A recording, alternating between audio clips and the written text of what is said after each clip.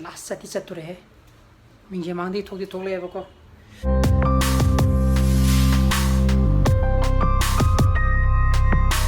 lo mai je brush toraga poi kam thokbo to ini ga natra ha asa jadu am hobro mina ba abang uduro ba. Good morning guys, welcome back to my channel. मैं नूंगा भी न खाली का चल नहीं brush तो उधर brush में चुप ले था इगुन ब्रश तो बा तौरा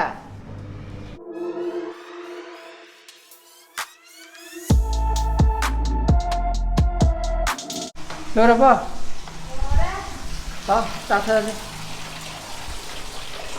चान लबका चान पागी मेगी मो हो नि लो चार्ज इंगनि लो पुंग पन तारे लो अबुंगा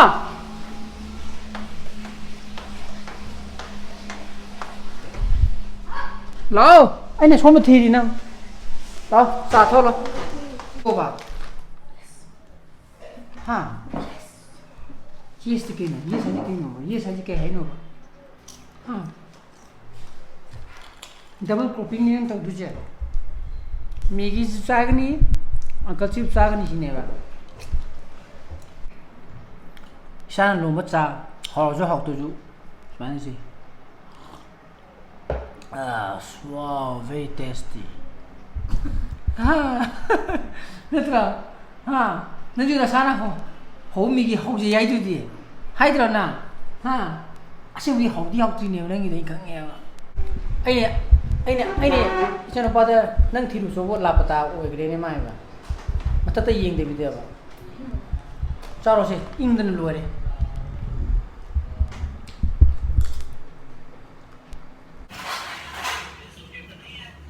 तमन बुई चारो करे चागरे मा आइदि होने हला चागेना आई केनो द सोगे तइन स्कुनदा जोनो सोन सोगे तो बोले मरंग थोंग हांगोवेबा अदे मोय कमा काइना जॉइनिंग तो बुगिदो मधु हांगेना अदो होय लॉकडाउन दे हांगदि को लॉकडाउन हांगदु मु स्कुन हांगोविदना अदो तोबो यारबरा खोलाबरा तो अदो हांगे तोबा अदुगिने अदुगो माय ऑफिस चलगा आई चे संखर नमगदब लय अदुजु नमक के मोय रे थोंगाने दो मोय क्वारंटाइन वे बुदो लोइने मोय से तंग दिसमिते तोबर खंगदे बंगरा मोय हांगोवेबा दो मोय छात्र मिंग चनबगी मालेबा को खर संगना होवेबा अदुगिनि अदो मासु पुरा हे जाय फन पुरगा हाइब्रिड तो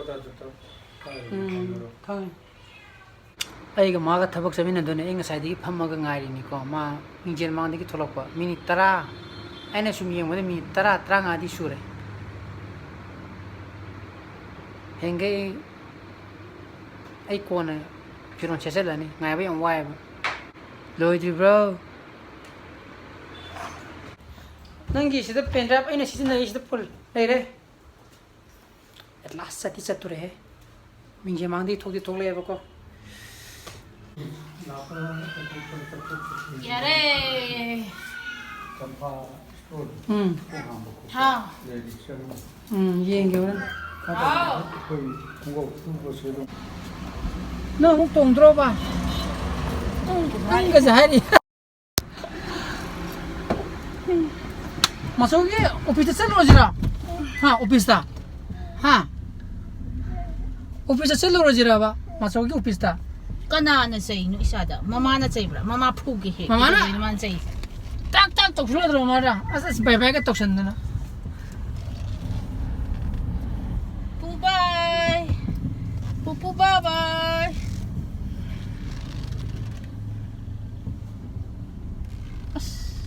큰 더래다. 야래. 야래. 바이바이. 나바이 쩔마. Yare ko. 야래 거. 바이바이. 바이바이 또 브로. 하나 mama cho bidi office te thabak se pare nang yaw pu ya di ye lao asabula Ore na mu. asabula 내가 어디 주러 봐. 마이 야래거 수북디 야래거 여우래. 야래 여우디. 영다리 지금 여우래. Macho cái phải học biết lấy đâu cô office ta. Là. 마초 엄레라게. Macho thabak chap theng kre. 타복 잡아 댕해 Thабak chap theng kre. Nero. Thабak chap ne. 아서 쩔로 하니 부부는 롤리팝 레이게 시대기 두칸다기. 바이바이 바이.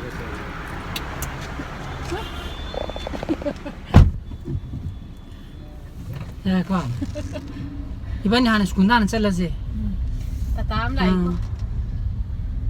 어제 아이는 동돌이 이제 아이게 핵 눅시 아이 때 체크도 보면도 FCI 우리 되게 하정이 에포로 때스기도 어디 눅시 컬 빼려는 눅시 체크도 보내 봐 어디 뭐이다 아이디 눅시 함비라고 안강 보면서도 아이 비디오도 이용거잖아 돈 마 아이 강감해 봐도 다 그다이 저도 이게 아붕 좀들 레호브라 가나가 항의해 보고 아이디 아주 좀나 아이디 모다나가 아이디 똑비력과 너의 어느 점 누가고 파고 하이다 아들이 패샤 줄 호야 돼 마탕도 있나 라고라게나 아들 누가에 스마나 subscriber 이게 viewers 땡나 버지고 뭐 항음도 나와 그랑 항음 항야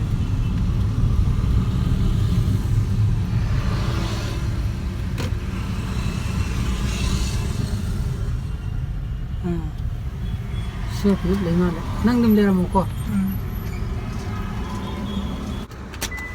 동항해가 엄청 정확합니다 한국이 신이다자고 빠르게 상도 뒤가 골로마가 봐이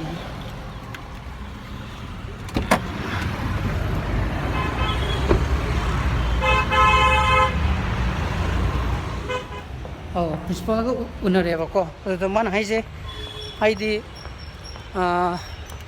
디파메 놈들이 오더만 가라칸도 있는 조인트 오나 하이래 어떤 모두도 가이래 아예 모퉁 타박 거리 도가되게 코나 칼라게 봐 로레 타박 back to home 아이디 능능 메시지 살아보도 아이디 다 호그래 뚜밍이다 뭐 붕어니 미니 망아 살래면나 능나 아니면 가지 로로 해야 되나 아이는 뚜밍이다 아이는 비노 화세부 타라고 뿡님 가지 로글로나 아이디 투메 타옥드라바 아니 미니 망아 따라 사이드 미카 트로보다 미세스 레이레메네 아데게는 또 종더라고 종더라가 어두고 사이 미칠 할아보도 이렇게 마친다 ጸ레레메 유명한데 그런 히타야 되나 좀 하이나 마친다 코토가 디야라바 모두 좀 무기행을라바 누구 아주 부디야래 근데 호베베 토레 니가 가는 낭 나불라니 낭 어토바 타복 작가도 만베나 오케이 어떤 아이지 미 파도 파징인 것이 그렇지래 하. 예. 하이 뭐 있다 한번 레이고 하이디 디스 additional SP. additional SP 가 봐. 이게 이바이 톡 봐. 아두마 우나버 찾기나 막 간접하잖아. 아두니 하이리제. 도 어지 뽀 방을 바꿔나 깨노 떠오래. 거기 콘 라망시 타바 찔레는 하이레 봐도는 콘 잘라네. Sao khen mà lì ra ha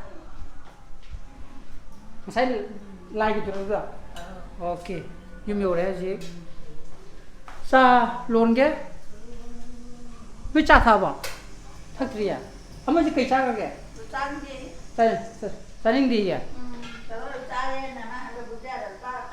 buổi sáng ngày sáng này sao sao buổi không được nó một kem trái cái này 이놈 로 도제 봐봐 자오케 에 시간이 짜 롬이야 로니 아무스페나 돼 하루이다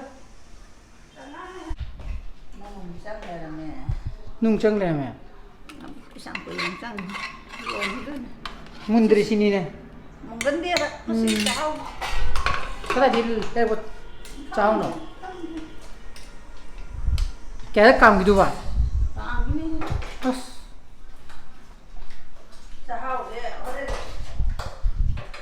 कोई सी अरे मुझे साक था hub तो लगा थूंबे के ना 싹다 하고 동안 그 통을 퍼더라고. 그랬더니 싹은 동어디 어두주 하고. 자기 꼬마기 키르도 자하오기 로래. 그냥 까마간다 하고들이.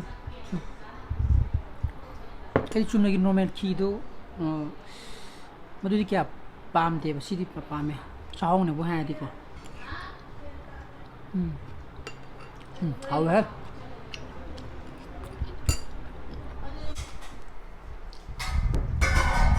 kido học rồi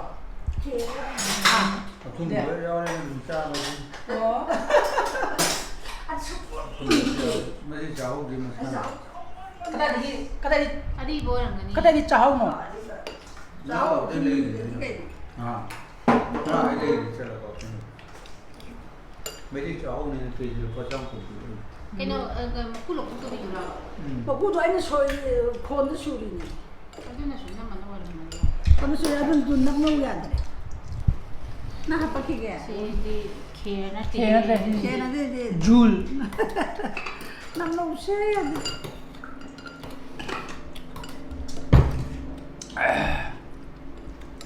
좀 싸라 보아네 거의 기어 이제 뽀 아 우리 휴지 상나. 그냥 하고 자는. 양 들고 되기지 돼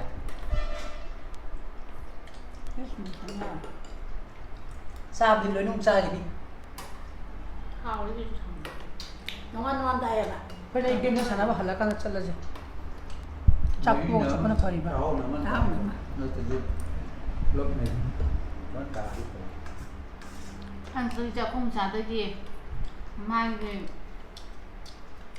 나행 몇 시에도 넣으러가 아니 뭐이도 한다 속어야나 많이 바르고 있잖아요. 누가 하려고 내가 오네. 이제 뭐 담배 삽사도.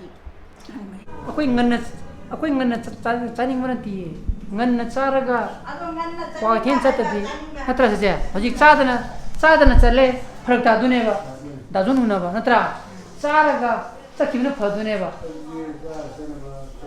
tauri ko mi tauri thongi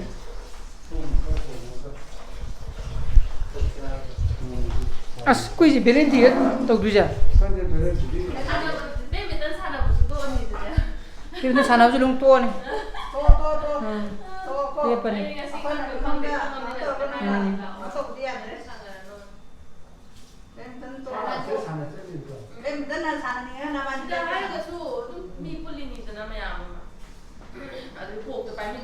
한으로 많이 타고 누구야 그러네. 많이 타 먹어.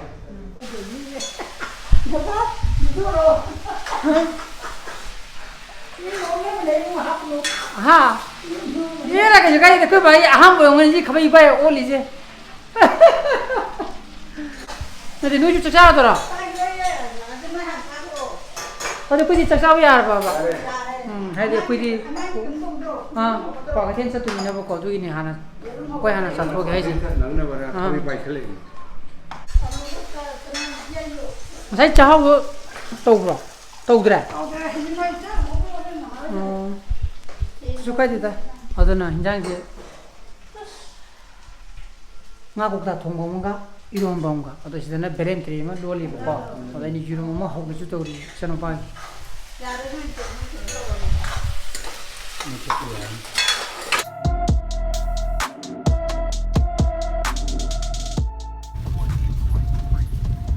진짜 할 일이 싫어. 막 하나 같은 비로 두고 하는 무사가 오르면 하는 것도 보이고 보고 도장도 기부 기셀리야 총문 랑문 그래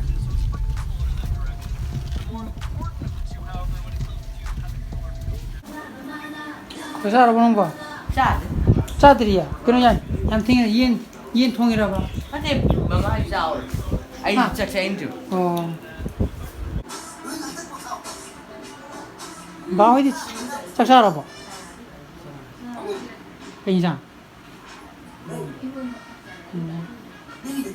nó kiểu nói chất ra không thì sao ấy đó chất ra ha ha คุยถึงงานของช่วยเลยอยู่จุ่มที่จักรชาอะไรนี่คุยดิยินทงซากันน้องมันจะโฟนตัวโฟนแพ็กแทนน่ะห้องอะไรเฮ้ยมิสกุลแกมเลยยังวิ่งอยู่เนี่ยห้องอะไรaku mau dikit lah ini secara kan